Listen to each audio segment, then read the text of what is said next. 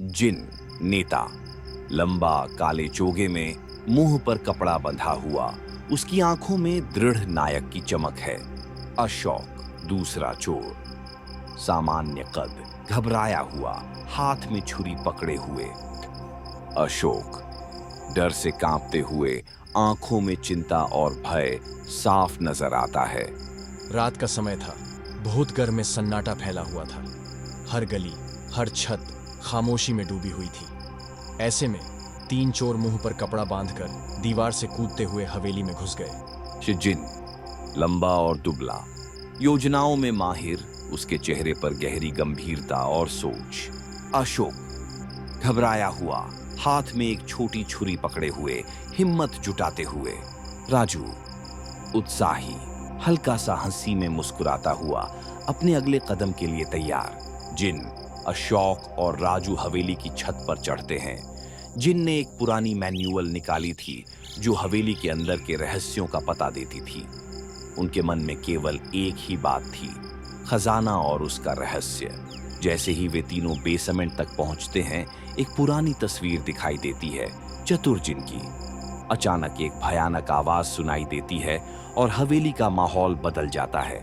चतुर जिन की आत्मा अपने प्रभाव में आती है। हुमो जिन घबराया हुआ, आंखों में डर और आशंका, जैसे पहली बार किसी अज्ञात शक्ति का सामना कर रहा हो। चतुर जिन एक प्राचीन और भूतिया रूप में, उसकी आंखें जलती हुई लाल हैं और उसके चेहरे पर रहस्यमयी मुस्कान है। अशोक डर से कांपते हुए, आंखों में चिंता और भय साफ नजर आता है। राजू शुरू में निश्चिंत, लेकिन जैसे जैसे माहौल बदलता है, उसका चेहरा डर से पिला पड़ता है। जिन और उसके दोस्त बेसमेंट में पहुंचते हैं, लेकिन जैसे ही वे मैन्यूस्क्रिप्ट खोलने की कोशिश करते हैं, पूरी हवेली का माहौल बदल जाता है। चतुर जिन अपनी ताकत से उन्हें रोकता है और उनके सोचने की शक्ति को भी बदल देता है। उन जिन एकाग्र लेकिन भ्रमित, उसकी आंखों में पसीना और असमंजस। अशोक को चकराया हुआ, उसकी आंखों में डर और उसका मन मैनिपुलेटिव शक्ति द्वारा भ्रमित हो रहा है। राजू डर से कांपते हुए, भ्रम में और अपनी समझ खोने की कोशिश करता है। चतुर जिन अपनी ताकत से चोरों को भ्रमित कर देता है। उनके सामने उनकी पुरानी यादें और डर जीवित हो जाते हैं। हर चोर को अपने पापों का एहसास होता है और वे चकरा जाते हैं। जिन भ्रमित, वह खुद को आईने में देखने लगता है। उसकी छवि विकृत हो जाती है, जैसे उसे अपने पापों का। अशोक, उसकी छवि जंजीरों में जकड़ी हुई दिखती है और वह खुद को बुरी तरह से हताश महसूस करता है। राजू, गुस्से और हिंसा से भरी छवि दिखाई देती है और वह खुद से जूझता है। उसकी आंखें डर और पछतावे से भरी हैं। जिन, अशोक और राजू अपनी जिंदगी का सबसे बड़ा सबक सीखकर हवेली से भाग निकलते हैं। चतुर जिन का रूप उन्हें दिखाई देता है, मगर वह सिर्फ एक शांति से भरा चेहरा लिए उन्हें अपना अंतिम संदेश देता है।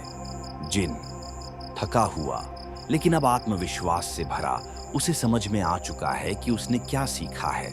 अशोक, उसकी आंखों में समझ और शांति की झलक है, वह अपनी गलती को समझ चुका है।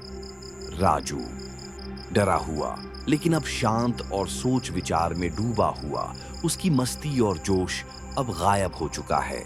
यह कहानी अचतुर जिनोस के रहस्यमय और शक्तिशाली रूप को प्रदर्शित करती है, जिसमें वह चोरों के भीतर उनके खुद के अंधेरे पहलुओं को उजागर करता है। यह न केवल एक रहस्यमय रोमांच है, बल्कि एक गहरे मानसिक संघर्ष का प्रतीक भी है, जहां हर पात्र को अपनी गलती का एहसास होता है और अंत में वह एक महत्वपूर्ण जीवन पाठ सीखता है।